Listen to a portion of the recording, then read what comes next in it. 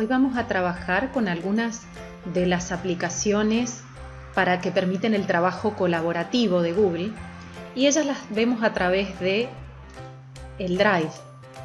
Muchas veces, una vez que las hemos utilizado, si tocamos también en aplicaciones, de la misma manera veríamos que también ellas pueden estar aquí debajo. Vemos algunas de ellas como son, por ejemplo, presentaciones, documentos u hojas de cálculo, típicas de Google. Pero cuando no hemos tenido en algún momento acceso a ellas o nunca las hemos utilizado, entrando por Drive, una vez ubicados en él, podemos crear, como hablábamos en el caso de subir una carpeta, un archivo, también podemos crear determinados tipos de archivo. En este caso pueden ser los documentos de Google, es decir, un procesador de texto que tiene la ventaja, como cualquiera de los otros documentos de Google, de poder ser tratados online. ¿Esto qué quiere decir? Que no hace falta que yo esté en la misma computadora para tener que trabajar en él, a diferencia de alguno realizado un procesador de textos que yo tenga instalado localmente, sea un Word o un procesador de código libre. Y tanto igual con las hojas de cálculo, que si yo tengo un Excel lo tengo localmente, sin embargo una hoja de cálculo de Google la tengo ubicada en la nube, igual que una presentación. ¿Esto qué me permite? Que cualquiera sea el tipo de archivo que yo esté realizando, no importa si yo físicamente estoy con mi computadora en el mismo lugar, simplemente necesito una conexión a internet y trabajo en la nube. Además de esto, no solo es esa una de las ventajas, sino que permite trabajo colaborativo, es decir, que cada uno de ellos podría tener coautores. Una presentación compartida, una hoja de cálculos compartida, un documento. Y como docente, yo podría dar determinadas tareas a mis alumnos y que ellos puedan trabajar grupalmente y, como profe, poder ver internamente dentro de esa presentación qué actividades realizó un alumno y qué realizó otro.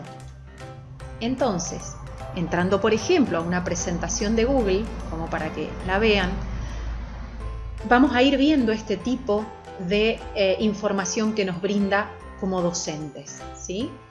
A primera vista es muy parecido a un PowerPoint. Tengo un panel izquierdo con las diapositivas en miniatura, la diapositiva actual sobre la que trabajo, los temas que quiero o no colocarles, o simplemente, como en este caso, comenzaré de cero.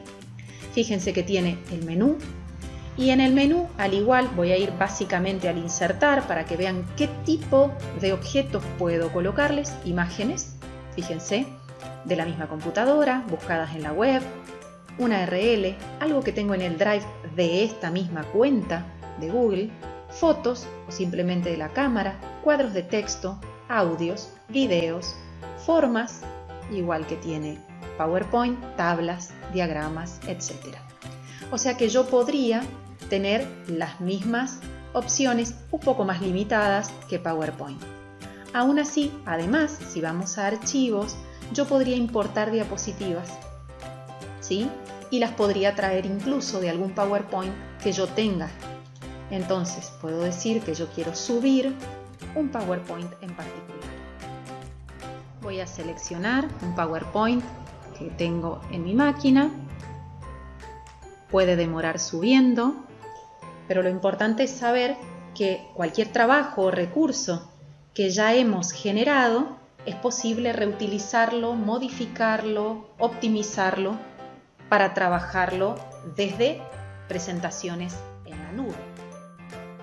Una vez que se cargó todo el PowerPoint, nos va a permitir la selección de algunas diapositivas, por ejemplo, o bien de la totalidad o de ninguna, y si deseamos o no mantener el diseño original.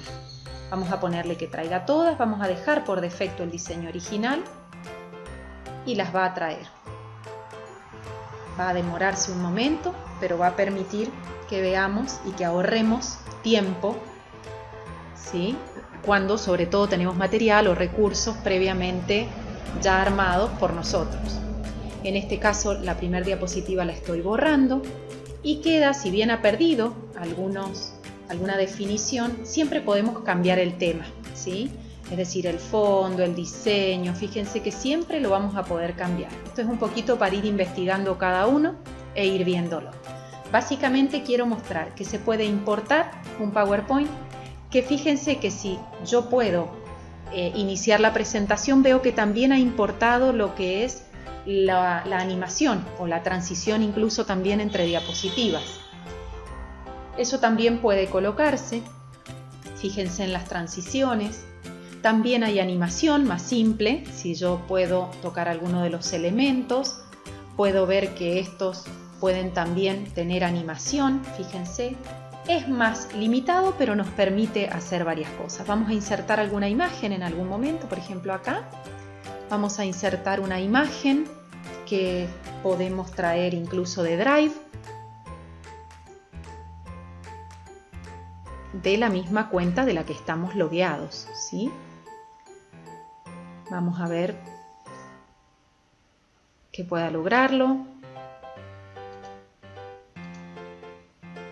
Bien, fíjense en este caso, estoy colocando una imagen, la estoy insertando y la puedo redimensionar igual que en cualquier otro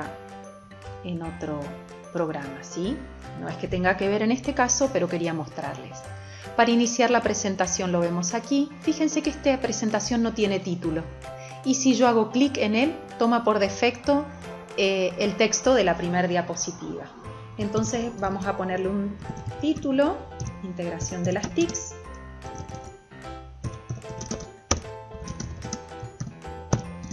Y fíjense en este caso que todos los cambios se guardan automáticamente, ¿sí? Y este es un documento que va a quedar en Drive. Yo puedo iniciar la presentación y la vería como cualquiera de las de PowerPoint. Incluso lo que permite es, aquí debajo van a ver, no lo voy a explicar en este momento, pero va a permitir al orador que presente que haga esta presentación poder trabajar con un puntero, ofrecer preguntas a su auditorio, etc. Uno va a poder ir avanzando entre una y otra y fíjense que esta animación yo no la hice, sino que la adoptó, ¿sí?, de la presentación que yo tenía de PowerPoint. Estoy apretando escape para salir y estoy volviendo a cargar. Fíjense en este caso que yo tengo ya una presentación hecha.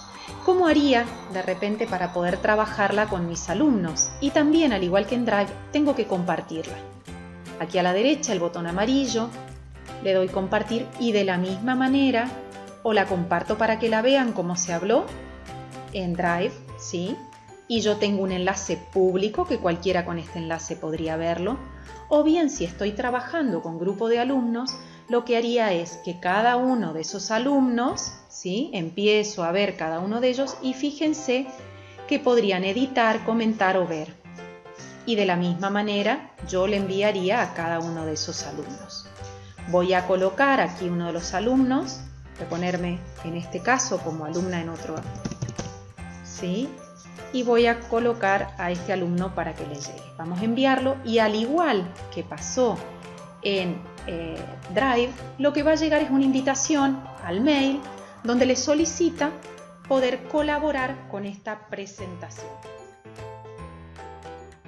Una vez que la he compartido, puedo ver en el compartir nuevamente y ver con quiénes comparto o es coautor, en este caso, de esta presentación. Formas de comunicarme.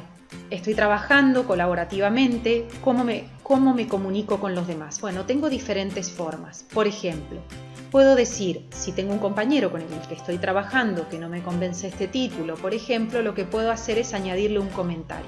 Ese comentario se va a relacionar con uno de los objetos que en este caso es este cuadro de texto. Entonces podemos pedirle, por ejemplo, el color. Y aquí es la forma en la que interactuaría de manera asincrónica, ¿sí?, un compañero con otro. Como profe también se puede utilizar esto a los alumnos y también podemos ver el historial de comentarios una vez que ellos hayan sido resueltos.